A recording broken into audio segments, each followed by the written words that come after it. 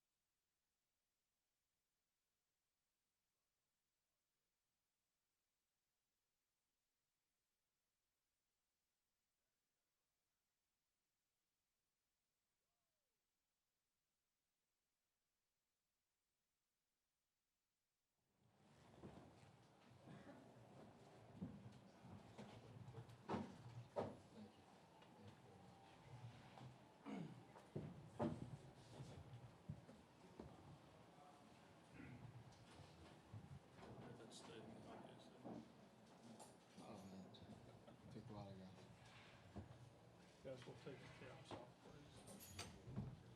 please.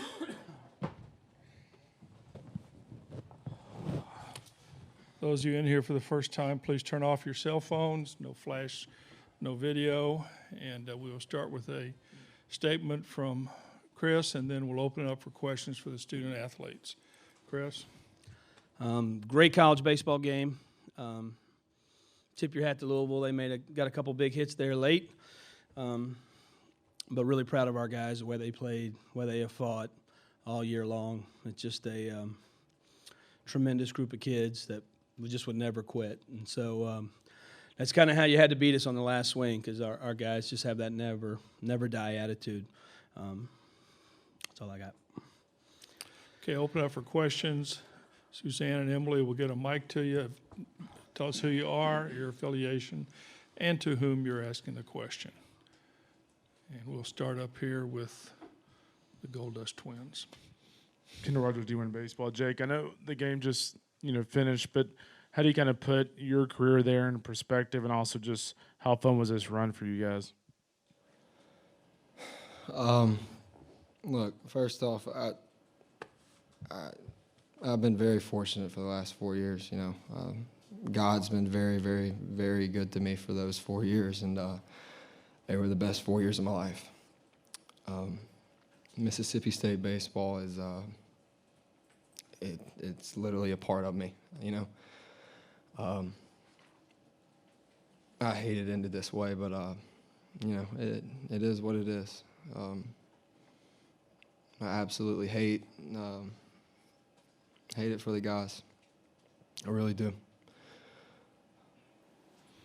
Aaron? Aaron Fitt, D1 Baseball. JT, to kind of build a little bit off of that, as a younger guy in this program, what is the guy sitting next to you, what does he mean, you think, to this program and to the younger guys on the team? And the same goes for, some of the other departing players on this team who've won 3 or 4 regionals now in a row and accomplished so much here. I think Jake's legacy speaks for itself. But what he's been able to do for the program at Mississippi State is truly unbelievable, and he's one of the best to ever put on the maroon and white. And like you said, Mississippi State, when you play there, it becomes a part of you, and the way that it ended, it definitely does suck. But that's the thing about Mississippi State. We'll be back, we win, and that's part of the tradition, and we'll be back.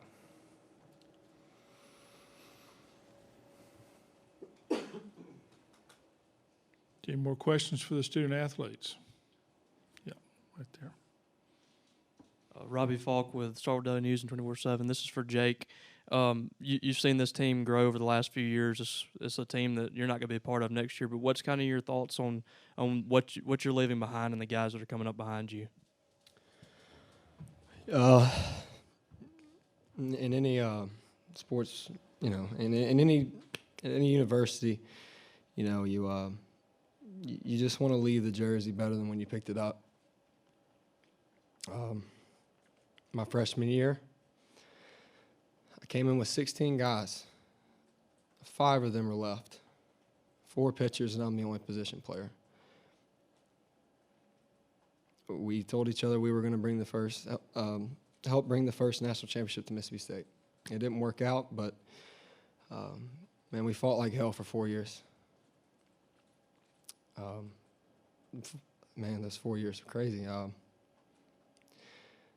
It's just, it's like baseball is like life. I've said it forever. Baseball is like life, and it's not going to go the way you want it to, but how you respond to it's going to be good. And we got a lot of guys that are going to respond to this very well.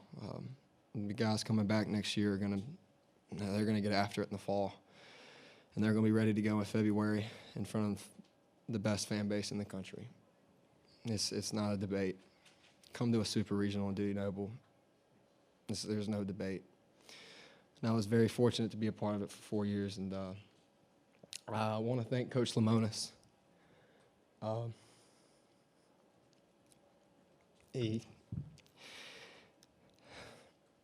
Thank you for everything. You're gonna bring You're gonna bring the first national championship to this baseball program. You are. And it's going to be awesome. You will. I can't wait to see it. You will. Okay, any more questions? Okay, here in the back. Logan Lowry, Daily Journal. JT, it's the first time you pitched in a while. 81 pitches, 6 shutout innings. How were you feeling tonight? The velocity looked like it was a little bit down, but just how did your outing go? I mean, I felt fine, I guess. I just tried to go out there and compete and make pitches when I needed to, and defense played great behind me, and Dustin Skelton, he caught a hell of a game tonight, and he made a bunch of big plays for me, so I felt fine, though. Okay, do we have any more questions for the student athletes? Guys, thank you. I'd like to say one more Okay, thing. go ahead, Jake. College baseball is evolving. It is. And, you know, for 4 years, I just want to let everyone know it's time for a third paid assistant head coach, assistant coach in college baseball. There's 1 million people averaging watching this game. There's 30,000 people in that stadium. This is my second time to Omaha. Like, it's time. Like, this game's evolving. It's growing. Every year it keeps getting bigger. And in this dugout, in these on that field, there was 27 players on each team. You start off with 35, you come with 27. Of those 35, there's 11.7 on each team on scholarship. Like, man, like this game's getting way too big for that.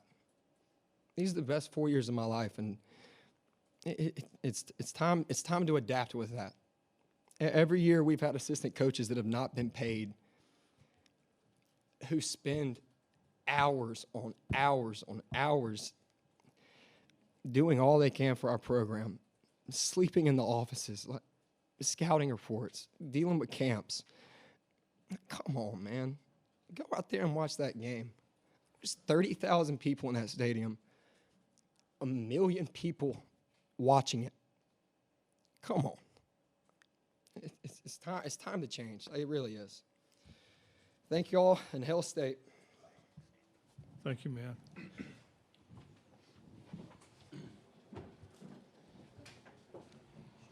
Thanks, Jake. Thank you. Thanks, JT.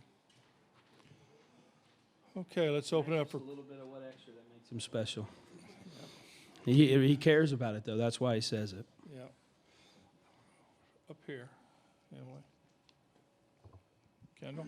Kendall Rogers, D1 Baseball. Chris, you could probably do like a 30-minute speech on what Jake has meant to Mississippi State, but just in your short time of getting to know him, what has he meant to you and what has he meant to this program? You know, about a year ago, I got the job, probably to a day or two, and he's been my lean-on guy the whole time.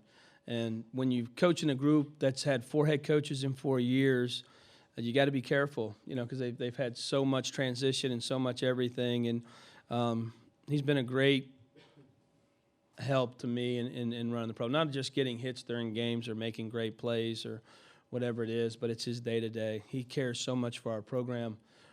I've never seen – he is very loved by our fans, but he gives to our fans. He never turns away an autograph. There's days he stayed 2 hours, 3 hours. There was a night when he set the SEC record. He stayed for 4 hours signing autographs. It's just the give back of this kid is huge. Not only is he a great player, I mean, you see that every day, but who he is special. Okay, here in the middle. Chris, Courtney Robb, WCBI.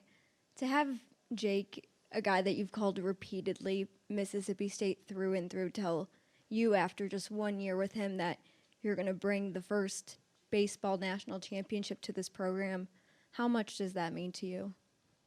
Well, I told the guys after the game, because our goal's been a national championship, and I told them we didn't win it this year, but when we do, it'll be because of the Jake Mangums and the Elijah McNamees and the Cole Gordons. And for him to say that, I know he has a trust in our coaching staff, but I also think he has a trust in our program, and that we're scratching and fighting, and we feel like we'll get back here and take care of it. But very nice words. I feel lucky to be able to coach Jake Mangum or Ethan Small or Dustin Skelton, just some really special kids. In the middle. Joel Coleman, Starford Daily News. JT comes out after the sixth inning. I think he was at 80 pitches or so. Was that just kind of abundance of caution after him not pitching for 3 weeks? Just what was the decision there, and was there any thought of sending him back out for the seventh in hindsight kind of deal? We came into the game thinking 5 innings or 75 pitches, and he was a little more efficient, so we went to 80. He's pitched at about 80 all year long. If you look at his numbers, I think maybe twice or 3 times he's gone over 80. But he is, because of the last couple weeks, we had set that, predetermined that before the game. And as big as this is, it's not bigger than JT's career. And so the player always comes first. We have time for one more question, this group. Logan Lowry, Daily Journal. Chris, just how much confidence did you have in the bullpen turning things over to him after JT's outing? Man, our bullpen's been awesome. Jared Liebelt, Cole Gordon. I mean, they have been awesome on this run that we've been on. Things just didn't go our way. So it just, just part of the game. And tip your hat to Louisville. Man, they got big hits. They got really big hits when they had to get big hits, and they just kept fighting too. I've been a part of that program. I know how hard they work. I know their leadership. I know the type of players, and they weren't going to stop either. It was just 2 really competitive teams getting after it tonight. Chris, thank you. Thank you all. Thanks to everybody, all our media, our national media, but really our local media. You guys are awesome, and to our fans. I know they're crushed, but we'll be back. Thank you, sir.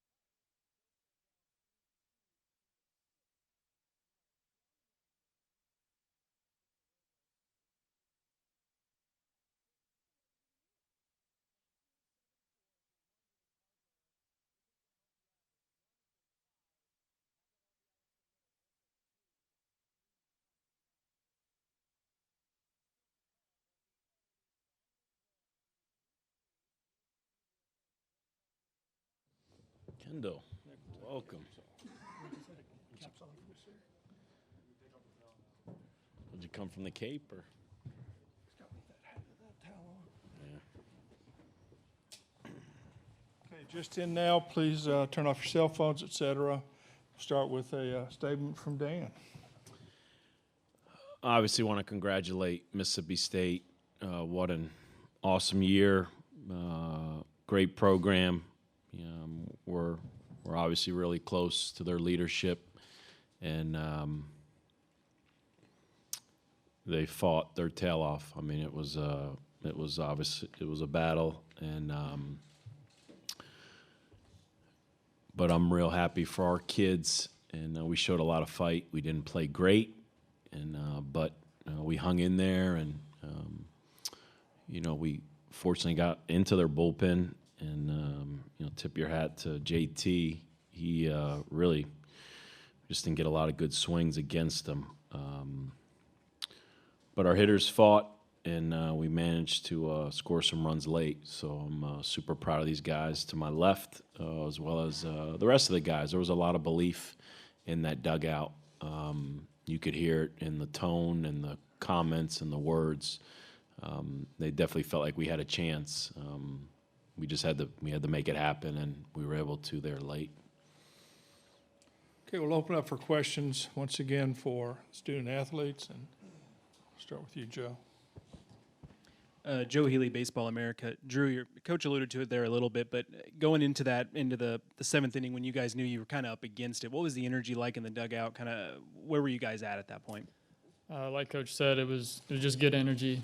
Everybody had positive things to say in the dugout, and just going around the dugout, everybody was just picking each other up, and we weren't done they were just pushing.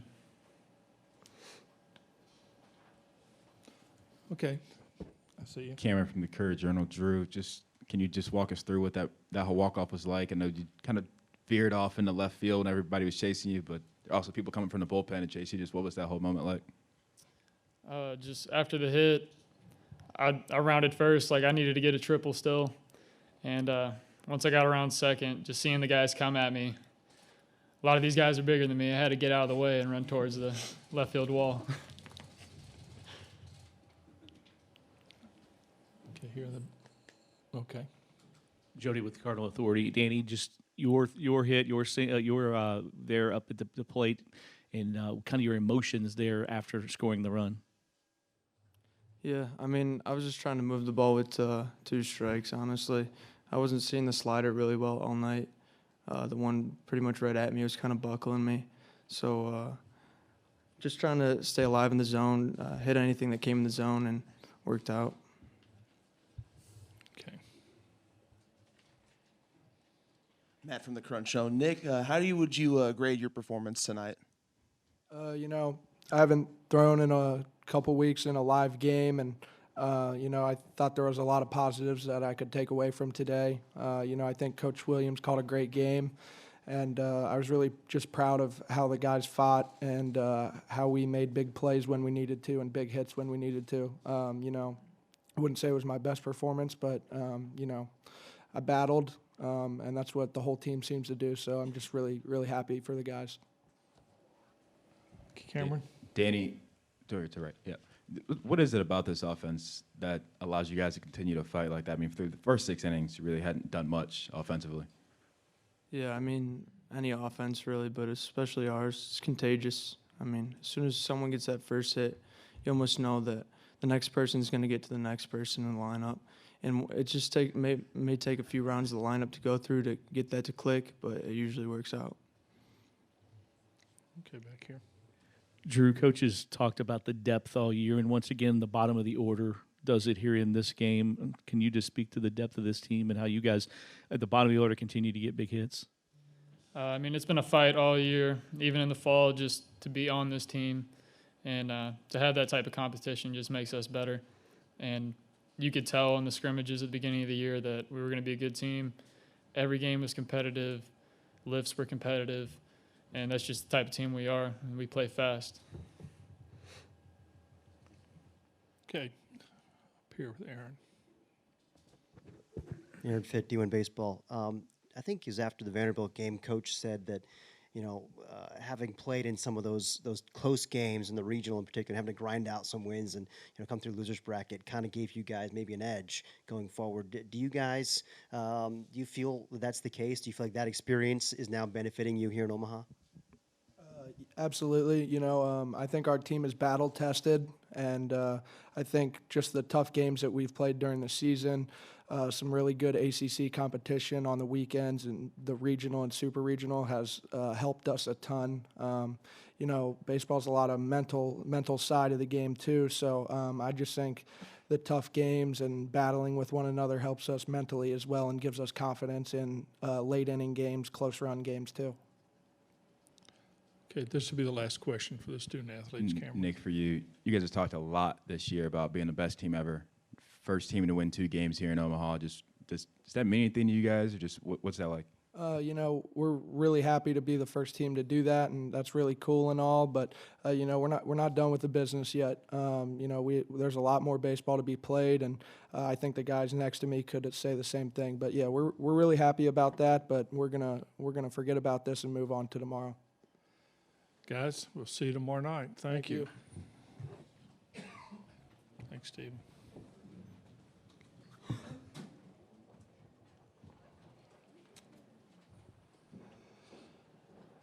Now we'll open it up for questions for Coach McDonald and someplace, Emily, make a choice. We got 3 of them here. Okay. Ken Rogers, D1 Baseball. Obviously, the offense came through there late, Dan, but after Nick went 4 innings, our bullpen really kind of had to hold things together. I guess just talk about the job the bullpen did, especially Jared Poland, a young guy in that situation. Yeah, we've been talking about depth with our position players as well. And, the bullpen came through yesterday. We had a 5-inning game after Bobby Miller, was able to throw 4 before it started raining. And, but again, the bullpen was huge today. That Hoeing gives us 2 1/3. A freshman in Garrett Smeltz just threw a slider, and Allen's a really good hitter. And, but then he got the double play ground ball right after that. And then you said it, for Poland, was really good the first half of the year. He's a position player and hurt his hand sliding into second base, so we lost him as a hitter. But he threw a huge inning in the championship game and the regionals on that Monday.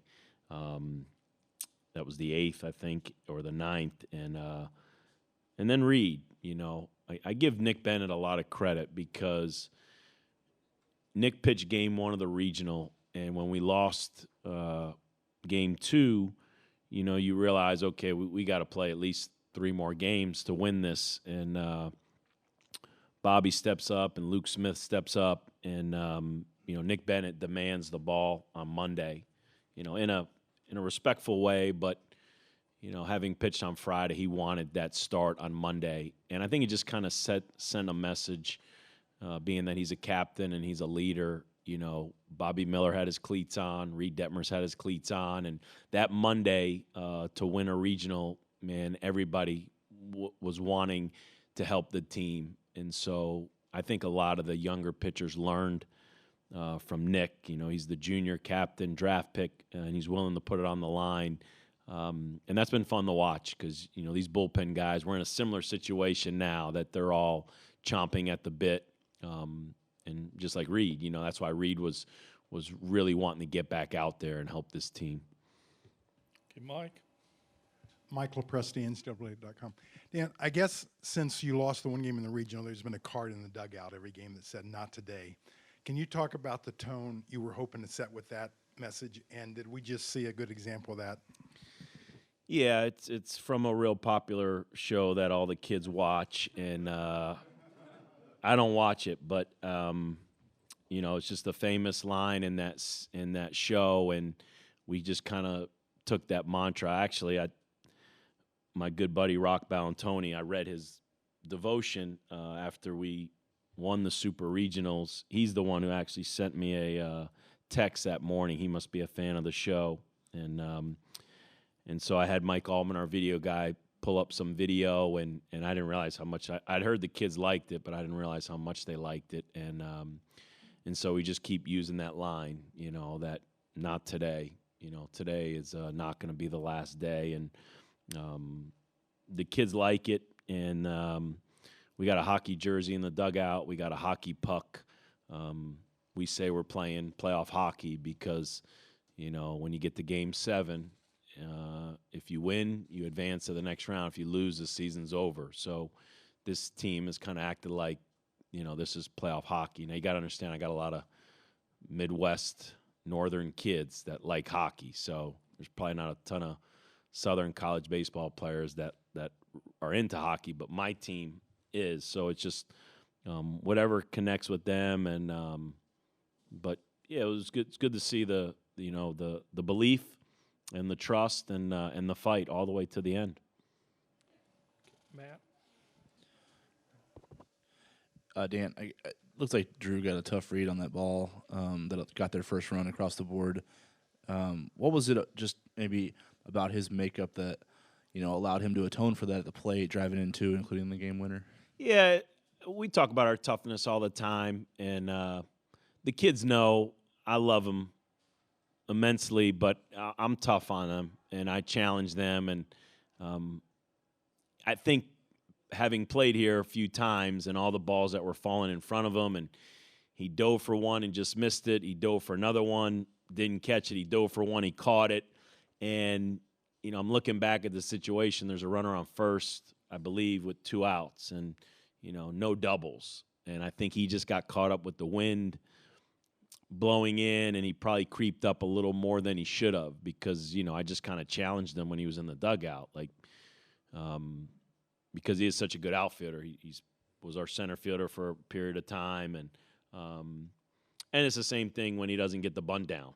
You know, we talk a lot about win the at-bat, you know. So I think you can see a lot from our team in those two at-bats with Oriente and Campbell. You know, now I coach the bunting. So, you know, I made a comment in the outfield, let's fire the guy who coaches the bunting. But then again, that's me, and it's frustrating because, you know, we're pretty good at it, I thought. And, you know, we have two at-bats there where we don't get the bunt down, but we talk about it all the time. If you don't get the hit and run, you don't get the bunt. If you don't execute and you're still alive, win the at-bat. I mean, show your toughness and win the at-bat. And I think Oriente, that's why I flipped him the shirt, because Oriente won that at-bat, and then he flipped it to Campbell, which is kind of our ritual. Help the helper, you got to give the shirt to somebody else after the prayer. And, you know, those two at-bats by those two guys really showed our toughness tonight. We'll go here, Matthew, first. Dan, a walk-off win in an elimination game is emotional enough, but having your best friend in the other dugout, what was it like, and what was that embrace like after the game for you guys? Yeah, it's hard. It'll be hard to talk about it, so I'm going to try not to. I don't ever prepare for the season to end. You know, you don't ever mentally go there.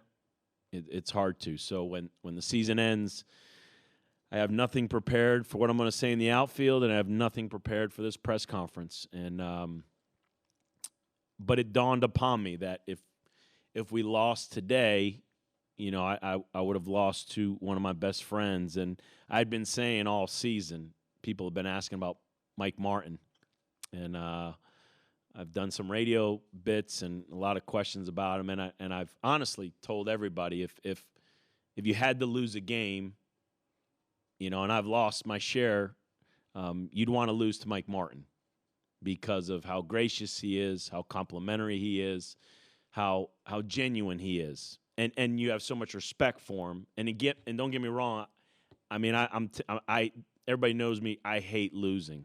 I mean, I'm serious, like to a fault. I'm super competitive.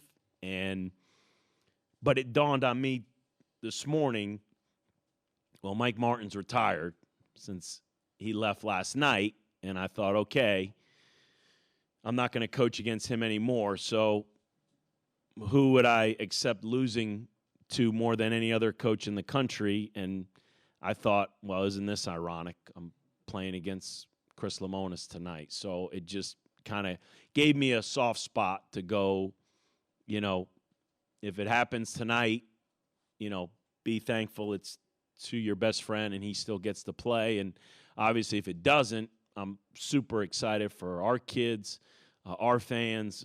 We've worked hard for this. You asked the question about, and I thought Nick Bennett answered it great, you know. They talk all the time about being the best team that's ever played here.